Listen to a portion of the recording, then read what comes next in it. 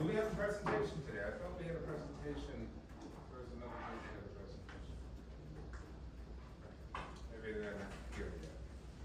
All right, we will have our final, well, not sorry, our third exam on Friday, in which case we'll take it at the house, so no class Friday. I'll review it on Wednesday, so we'll spend time doing that, but we'll kind of just keep up with what we're going. A little bit of social psychology will be on the exam. So this will be chapter 12. All right, moving along. Okay, we talked about motivation last week. We said what are some factors and forces that motivate us, that changes our thinking, all sorts of things that can sort of make us act and behave, right? Now we're talking about social psychology, or rather social cognition. How do we think when other people are involved? Does it change our behavior? Do we change who we are? Should we attribute people's behavior solely to their personality and just say, hey, that's who you are? Or should we say, hey, the context of the situation maybe made you act a different way than what you usually would act? And if we are talking about groups, like, well, what are the situations? Is it a group of individuals that we know? Is it a group of individuals that we don't know? Is it a group of individuals that look like us? Is it a group of individuals that we think are part of the same membership in some social way? If so, will it change our behavior to be violent? Will it change our behavior to be not violent, to be pacifist in some way? Will it change our political ideologies, our religious beliefs, right? Do we look for others for reinforcement of our own behavior? Are we introverted in the classroom, or extroverted outside the classroom when other people are involved? Right? All of these different things. And if so, in what way? You know, because we do know that might be some sort of what we could call dissonance, right? Some sort of differentiation of how we think and treat others based on the context of the situation in order to fulfill some sort of comfort with ourselves, to eliminate the stress, right? So this is kind of an interesting chapter because it deals primarily with how we are influenced by others, right? So we'll look at differences in crowds and groups, and how that all kind of shapes everything. Kind of two main studies in psychology are in here, the Milgram experiment, Stanley Milgram experiment, and the Stanford prison experiment. Some of you may have heard about it before. Phillips and Barlow. And maybe I could pull up the videos of those as well too, that's kind of come across them. So social psychology, a very interesting field, one in which, you know, you could be interested in kind of becoming a professional in social psychology, looking at groups. You can work in organizational psychology, looking at how organizations should arrange themselves, hire people, you take personality assessments. You know, you can set those things up, colors, how they influence people in certain environments, what motivates people, etc. All right, so we'll look at the behavior aspect, the thinking aspect, how culture plays a sort of factor in this, how thinking and the brain is related to social aspects, etc. All right, so social behavior, what is it? The human brain and people's basic mental abilities are the same throughout the world. Same brain, everywhere around the world. Different behavior everywhere around the world. What they do in China, we don't do here. What we do in Botswana, we don't do in Lithuania, right? They're like, well, same brain, same organism, same species. Why the variation, right? Like, oh, it's just distinct personalities. Like, maybe not. Maybe it's mostly that there's a cultural aspect, a social. There's other people influencing on what's the norm, how we think you should behave, right? What are some other things that we're kind of promoting out there to try to influence you to some degree? So we say, hey, behavior varies dramatically across the world. So social psychology kind of helps us in this aspect, right? And then we said there's so many cultural identities, right, that we're members of, whether we like it or not. Because we say it's a social phenomenon, not a personal phenomenon, right? So your racial identity, yeah, race is a social construct. It's not a biological thing. We're all genetically, all of us in this class, 99.9% genetically the same. We're all brothers and sisters to some degree, right? But then we look out right now, there's a big difference right? Which is all kind of socially influenced. We'll treat each other differently because of one person we might think is attractive, another person unattractive. We tend to treat attractive people better than what we perceive as unattractive people. We think that maybe they're smart, but not doing anything, not doing any work. Right? We have all this sort of attribution errors. We see physical attributes and we immediately make a snap judgment and say, aha, figure this person out. They should get everything in the world, right? Without doing one thing. Right? So it's an interesting phenomenon. All right, so this is the branch of psychology to study people, thoughts, feelings, behaviors, and contemplate, interact, and influenced by others in society. So we get kind of three setting types we'll talk about. Crowds, right? We say crowds involve people we don't know. We go in a grocery store, you don't know anybody there. But you'll move according to how you see all the people move, right? You arrange yourself. Maybe you go to a concert. You don't know everybody at the concert, but if they're jumping for joy, you might do it. They start dancing, you might be like, right? Like, that's not my favorite part of the song, but I'll still do it. How come you're not jumping? How come you're not dancing? Are you not having fun? Do it, jump. And you start jumping, you're like, all right, this influence your behavior. I just made you do some stuff you didn't want to do. And now you might reinforce that behavior. Right? Behavior, you might start to say, I'm going to start doing more of what people influence me to do. Right? Some of us are not like that. Some of us are like, nah, I don't want to. Okay. Right? Groups. This will involve people who we may know to some degree or have familiarity. Right? Remember we say that the real emphasis here is that we are stressed when things are unknown, which means we have an innate bias. So when we see people that physically look like us, it could be our race, ethnicity, gender, sex, whatever, we tend to think that we have a relationship with them in some way, other than people who look different than us. We think, no, those are the foreign people. I don't know what they're about. Here's my people. I know what they're about. I've eliminated some stressors in my life. So I'll attempt to communicate with them more so than with these people that I don't know and I'm cool with, right? Tends to be our behavior, right? We have a preference for this level of comfort, even if it causes violence, death, racism, prejudice. It doesn't matter. Right? We want to resolve that stress. And then close relationships, right? How this all works and with intimacy, bonding, mating, things of that nature. All right, so we say crowds, people who not necessarily know one another, right? Social behavior in crowds cannot be explained by desire of person in the crowd, which means your personal desires don't necessarily have any influence whatsoever on the social forces around you, right? So this is a good observation as researchers. Like, well, here's a bunch of people who don't know each other. Let's see what happens. Let's see how people start to form groups, who talks to who jumps, who follows, who jumps, who walks this way because we saw these people walk that way. Let's see how the organism, like ants or something, let's see what they do. And then we can observe, like, why did they do that? And who started that first reaction?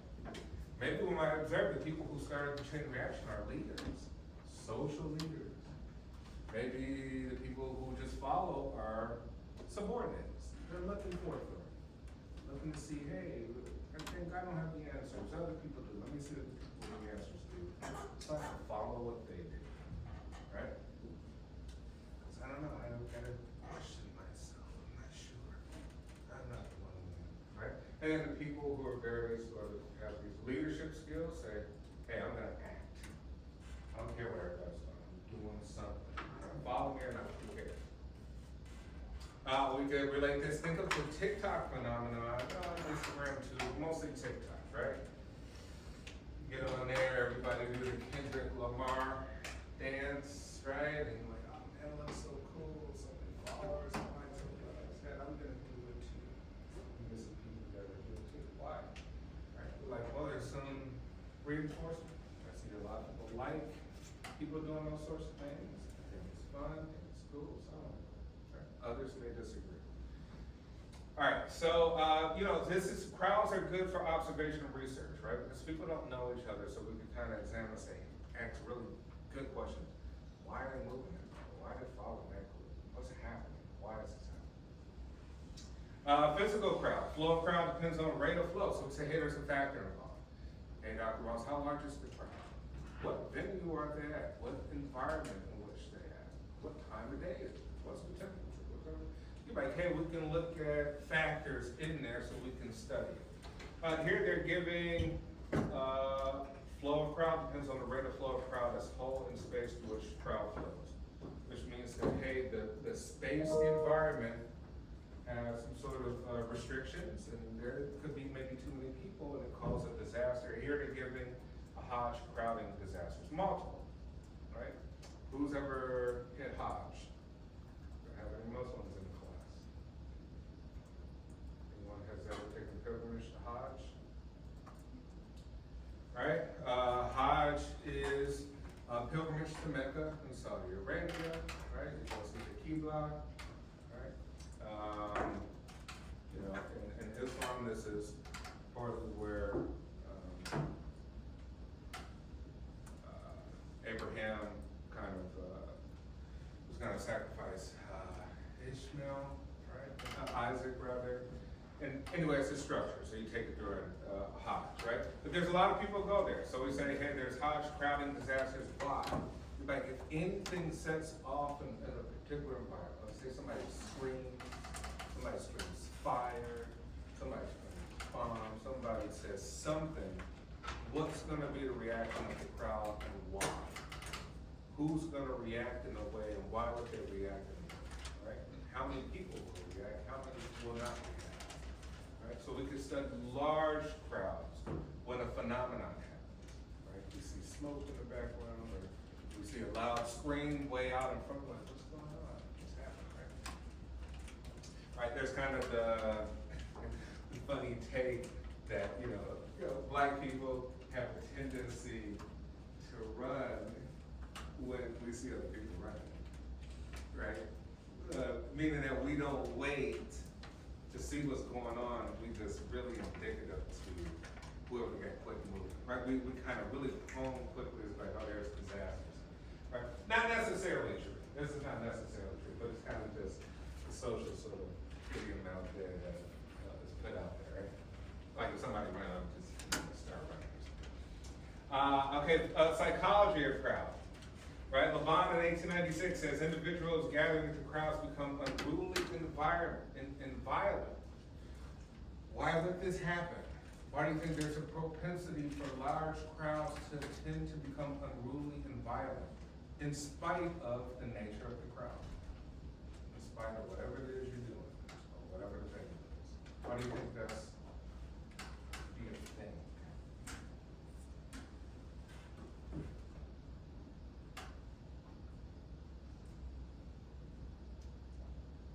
All right, well, it's right there in front of your face, right? Hey, people in crowd lose normal sense of self and act impulsively.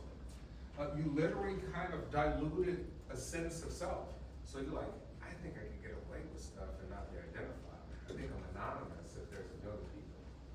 I can kill some people and get away with it. I can start a fire and run and never get caught, right? And with that sense, we be a little bit more proclivity to act impulsively. Right? We think that we can get away because we're not personalizing. Our own sense of self is dispersed into a million people. So it means we'll act differently than we would if we're just a small group. We have to take responsibility. People can identify us really quickly. Right? In large groups, we say people live. We did. Nobody knows. Right? So you lose a normal sense of self within large crowds. Philip Zimbardo, which we'll take a video look at him, did not support anonymity as trigger of impulsiveness, aggressive actions.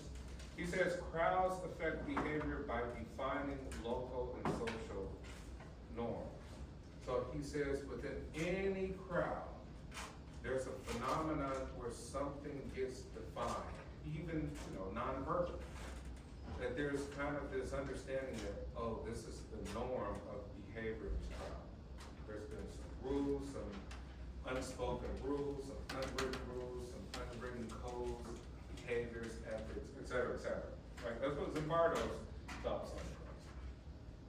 And he says some people in crowds intend to act violent, not others. So he says that can't really be a thing for all of us. Not all of us are going to act violent, right? Even if we are in a crowd of a million people, because we still have a strong sense of self. It's not part of our ethics, not part of our morals, not part of our behavior, not part of who we are. Thus, he's saying basically the people who tend to act violently always wish to act something. They're just looking for an opportunity, right? So he says these people are the antisocial personality types. They're just seeking an opportunity. They won't do it if they can get caught. They'll do it if they can't get caught. Very simple, right?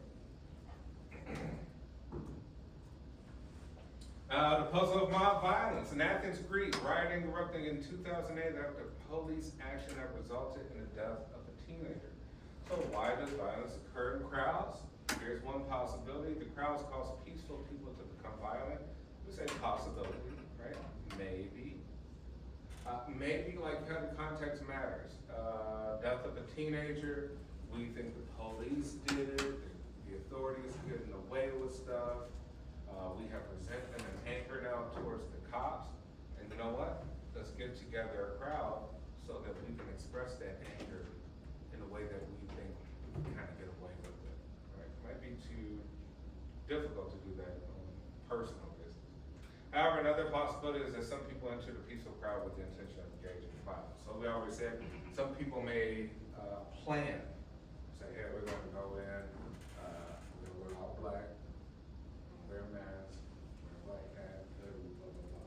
Right? Because we know we're planning to commit violence. Others of us, we're not doing all that planning. We came in our normal clothes, so we already know we might easily be identified. Right? Hey, Nike sweater was red, Nike sweater, who did it, right? It was pink coat, who did it, right? The rest of us who are planning, like, we probably can see easily some sort of weirdness, right? Like somebody with a full mask, coming in with a hoodie and a hat.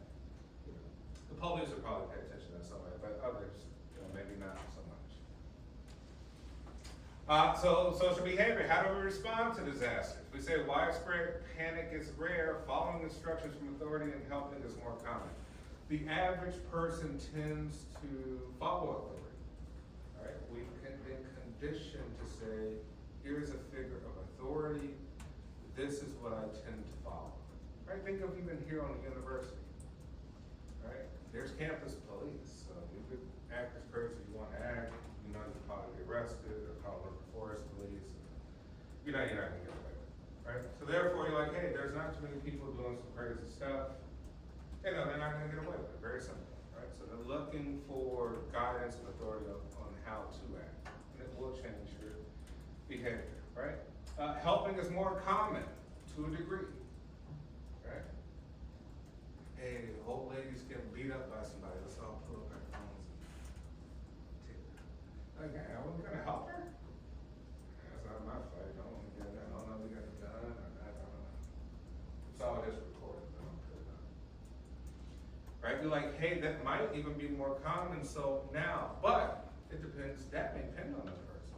Some person may have very strong triggers about that, depending on who's being attacked. And we said, it might be, we could perceive it as one of our own being attacked, and whatever that means, right?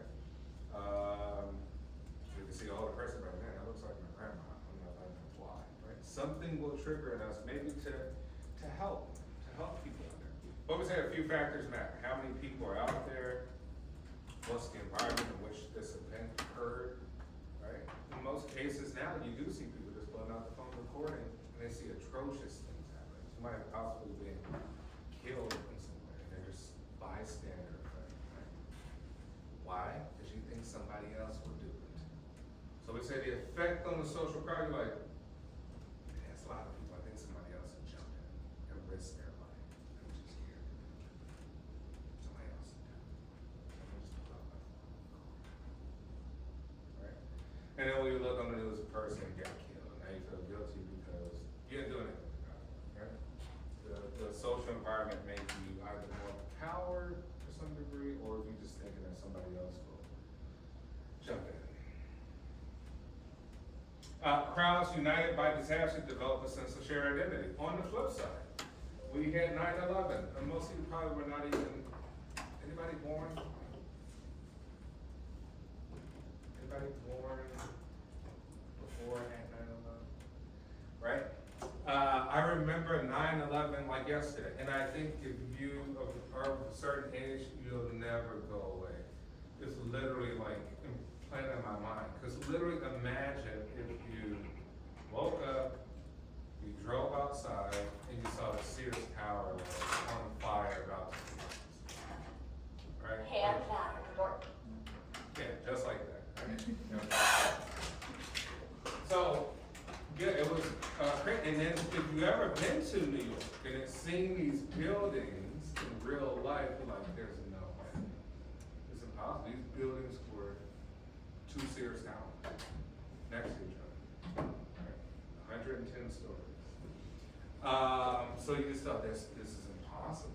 Who would ever think that an airplane, 2 of them, would just crash? But while the news is covering, right? We will really see the first one unless saw the footage afterwards. But that second one, everybody's watching the news. You're just watching, and that second one just goes in. Right? Unbelievable. So for most people, even though we're all divided, most people became extremely patriotic that day. Right? Even if you forget your politics, Democrat, Republican, whatever. Because it's shared sense of like, this is crazy. Like, if these are outsiders, right? And they're doing this to us, people are like, man, I'll sign up for the military today. That's how gung-ho people were about that. And even in New York, you saw that everybody started helping. It didn't matter. People wanted to help so much that the city kind of had to push people away with that. No, we got it. We got other people to help. So extreme shared identity, which we all have, right? Because we're like, hey, this is a catastrophe that doesn't matter what religion, ethnicity, race. It doesn't matter. This could have been anybody in that building that day. Your children, your grandparents, who are traveling. And you're like, that creates a different type of sense of identity, right? Makes us more of a beehive.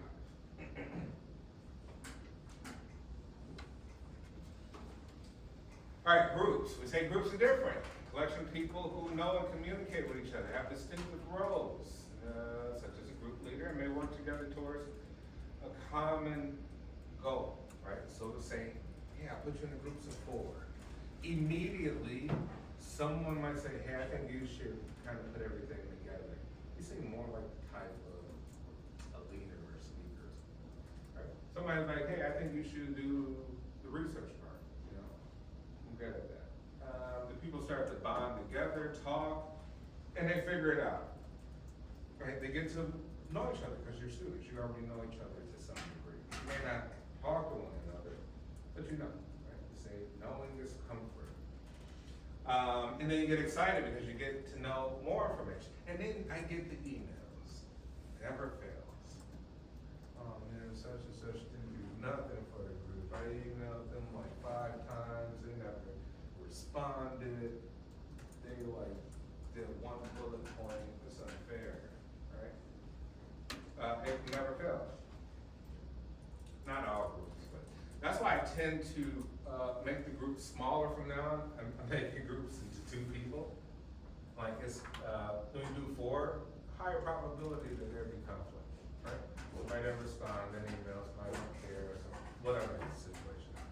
So we even say like, hey, even in a classroom setting, a group of 2 better than a group of 4. 4 different personalities, somebody with my best friend and another person, you should get all this stuff, get all the different stuff, right? So it may work and may not, right? But tendency, if it's a healthy group, you say, yeah, someone designated as a leader because of their personality. But some people, that may change because the social group may vote in somebody else, right? Like, hey, majority rules. Sorry you felt that you were a leader. We didn't agree. The consensus is spoken. So now you're forced not to be a leader. Right? I didn't feel that. Right? So it influences to some degree. Think of like parties. Right? If we go to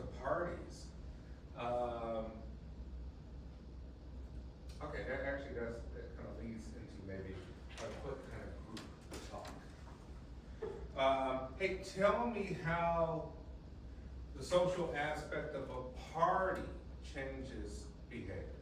Think of any situation that you can. How parties alter behaviors in some way because of the group setting. Either people knowing each other and other people may not know each other to some degree. Think of that. I'll give you a couple minutes to talk about it within your groups or by yourself, just, right, but it'd be nice maybe talk to one another to some degree. All right, 3 minutes, I give you that. Think of a party that you've been to, something, tell me about the group dynamics and how that influenced behavior at that party. All right? 3 minutes.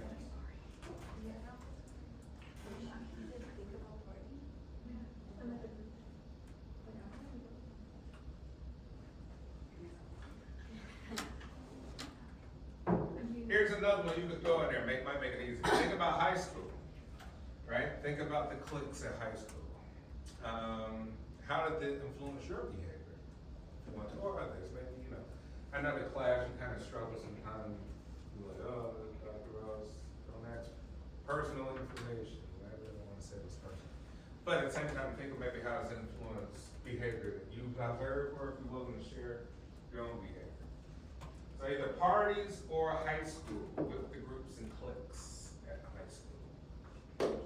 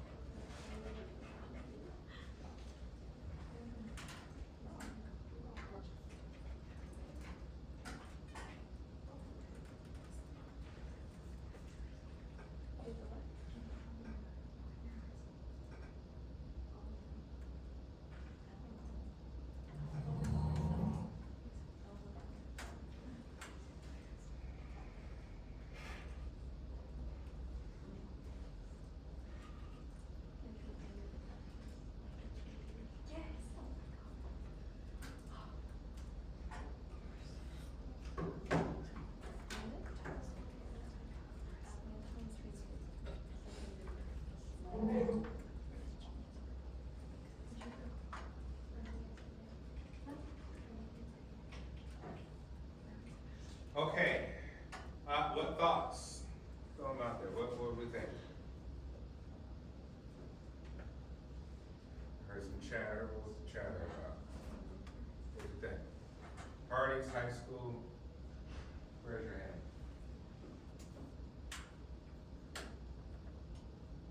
Do you talk about something? Want to share?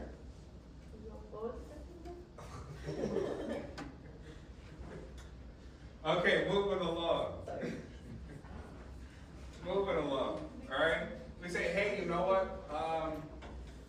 Things in high school or parties can cause us to have some dynamics, right? Ways that we communicate, conflict, pressure, right? High school, a lot of pressure to conform or be isolated. So if you say, hey, I got 4 years here, I might experience isolation because I don't want to conform, I don't want to conform, or I'll conform. I'll dress like how people think is cool, what's trendy, what's in, listen to the music, what I think people are listening to, so I'm able to engage in a conversation and show relatedness to them, right? Or I won't, and I'll have conflict. Maybe I get singled out, maybe I get bullied, maybe I get made fun of, maybe I'm isolated, right? But then you're like, who cares? Maybe I'm a person and I don't really care for that and I'm not pressure the groups, right? So we say there's dynamic things that happen. Hey, research in social psychology addresses 3 types of group influence, right? So we say even with high school parties, we could conform, we could say we comply and accept what the narrative is from these groups and have some obedience, we obey. So we say conformity, altering one's behavior so that it matches the norms of the group, right? Do as the Romans do. Right? Do as the Romans do. Don't stick out like a sore thumb. Do as they do. Ox Classic Conformity Research from 1955 found that the degree to which people conform to opinions of group depend on two experimentally manipulated factors. One is how big is the group, and one how is anonymity within the group, right? We have groupthink, decision making in which group members are so motivated by, right? So we say, hey, groupthink is the group having such social influence over us and power that we just tend to accept whatever it is that they kind of put out there, right? We go against our own morals and ethics and belief systems because of that power. Confederates. So we're saying we're doing experiments, we can have people who are actually gonna be within the experiment, and then we have confederates. We just have somebody who pretends, right? We wanna have somebody who pretends so they can shake up the dynamic, so we can see the response, right? It's frequently used in social psychology to overcome conflict between two goals, studying social interactions and conducting well-controlled research, right? So we wanna have something that's controlled. We have a few people as confederates and they're just actors pretending. We can control them, say, hey, do this, do that, so we can see the response. We're measuring the people who don't know who these confederates are, right? So we can control the research just a little bit and then study the interactions. Compliance, refer to agreement to which it explicit requests, right? Significant real world implications. Laws. Do you comply to the red light? Do you stop at a red light? Do you stop at a stop sign? Right? Did you not steal in some retail sort of environment, knowing that there's real world consequences? Some people do. Right? Some of us comply, some of us don't comply. We would say males have a tendency to be low on agreeability scales, right? Women have a tendency to be high. Some men have a tendency to be more criminals. Criminal only means violating the law. I don't even know if it, just violating the law. You may not like the law. Very simple, right? But we say, hey, that's what the law says, this is what we do. Probably myself, growing up, yeah, I was highly disagreeable. I probably got into a lot of peculiar situations. I didn't agree with the law, didn't agree with the authority, right? Caused me a lot of issues, but I was always smart enough not to get caught, right? So my thing was always like, think like a CIA agent.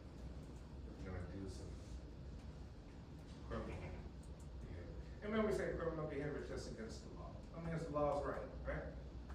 Slavery could have been law. Criminal would be behavior would be anti-slavery. Right? So something to think about there too. Hey, techniques that increase compliance. Increase compliance. Foot in the door. Right? Foot in the door syndrome. Well, foot in the door technique comes from like the 1950s and 60s where they had door-to-door salesmen and you're talking to housewives who are typically home because husband was out working and you're selling them something door to door. Right? Foot in the door means usually you get the door slammed in your face. Nobody wants to hear what you're saying. Foot in the door means literally some of the salespeople will stick their foot in the door. Right? But hey, wait. What if I just solved that baking problem that you have on the thing with your kids? Right? Something, which means that you put out something big. Think of this clickbait. But the door is clickbait. There's an image, and either you're gonna click on it or not. You click on it, you're like, they got nothing to do with this video. But you got me. You got me. I clicked on it. Now I watched it. Took away 30 seconds of my life. Right?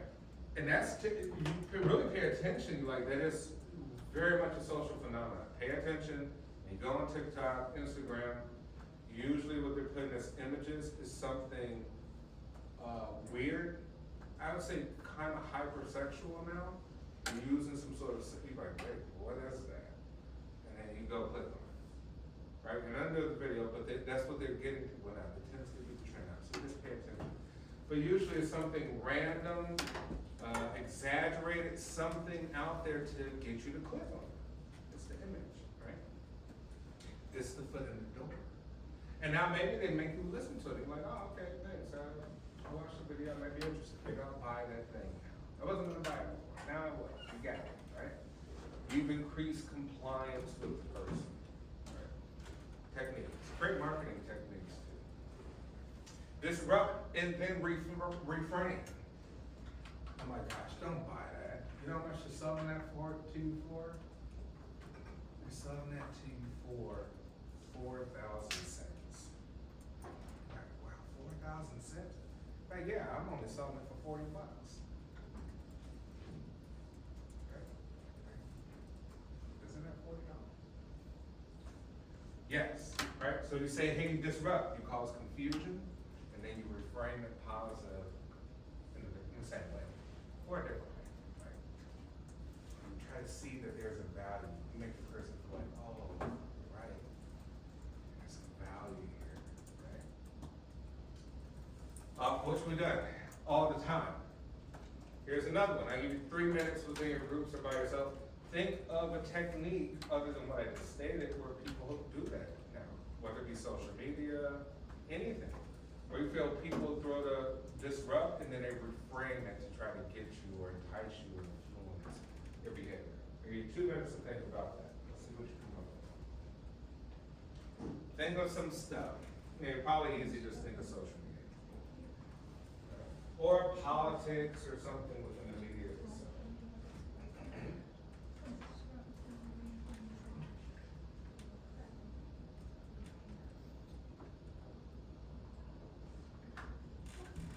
When I ask, I don't want to hear anymore.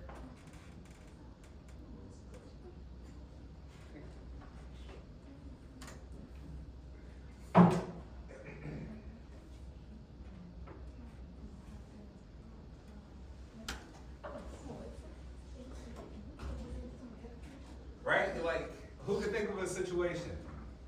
Raise your hand. Yes. Well, when I was looking for like textbooks, there was like this website where I put in the textbook, and they would actually put in like other websites that are selling the same textbook but for a more higher price than like their websites, so like kind of influenced me about Yeah, this cheaper. all you, it's very simple. You got a website, put how expensive everybody else is, pick the most expensive, ridiculous stuff, and put how much you're selling. And you're like, well, I don't know, those ridiculous prices out of the norm, right? Most people aren't gonna think that way. We make snap judgments. We don't have that much time to think about it. And so that might comply somebody to buy it at this price, right? Mhm. Look how much they charge. Like, did you really include the normal price into that? Right? I thought a great one. Hey, they're eating the dogs. They're eating the dogs. You're like, who's they? They? Who's they? So you could take isolated examples. It don't matter if there was 3 cases of somebody eating dogs, who don't care. But you're like, does that apply to thousands of people? Like, it worked.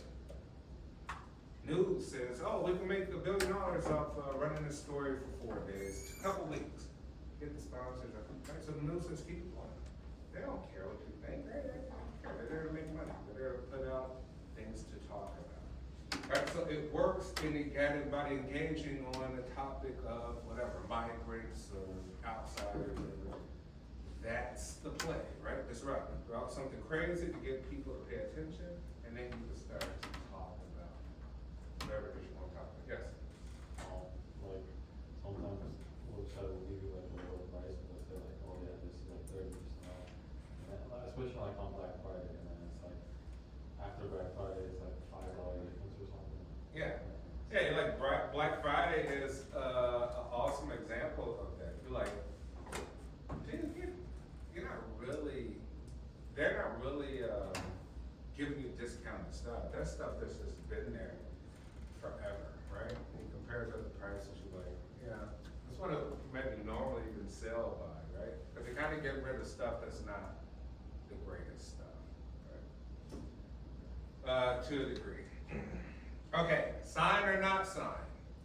Before you sign a petition, think about the findings of social psychology research. So we said foot in the door research shows that the simple act of agreeing to sign a petition makes it more likely that in the future you will comply with a larger request from the group. Right? So we say, hey, small agreements may start to change your behavior.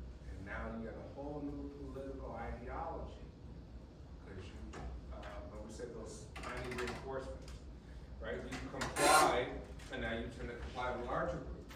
What happens with this kind of shows that we could potentially all be Nazis. Little by little, we influence the message. Eventually, the people start to comply, even to the degree to where we commit genocide against people. Right? Yeah. After a while, you're enthusiastic. Now you join the gang. Now you join the group. Now you join some political movement. Now you join something to kill masses amount of people to that degree. Right? All it took was you to get caught with the foot in the door. Obedience refers to adherence to the instructions, command of an authority figure. Right? Who's that authority figure? A police officer can make you do all types of things. Right?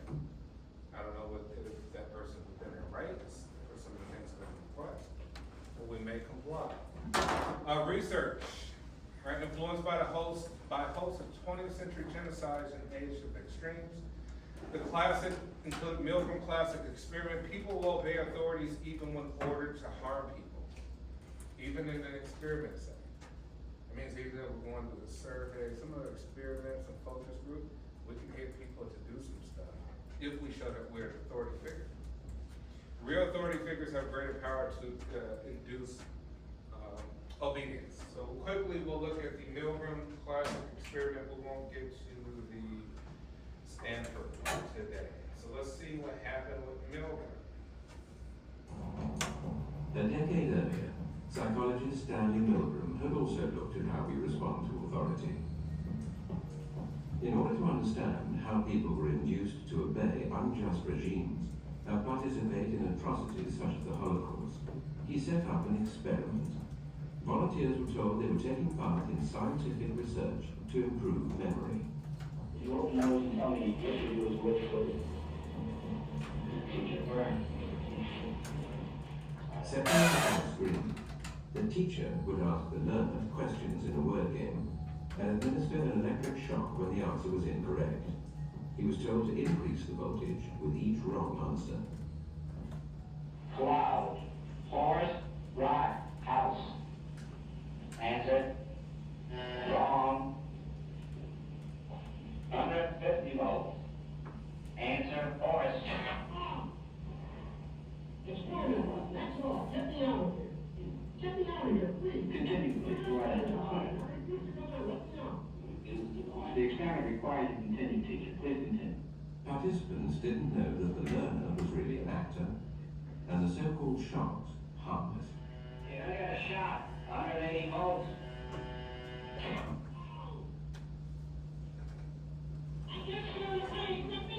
Can't stand it. I'm not gonna kill that man.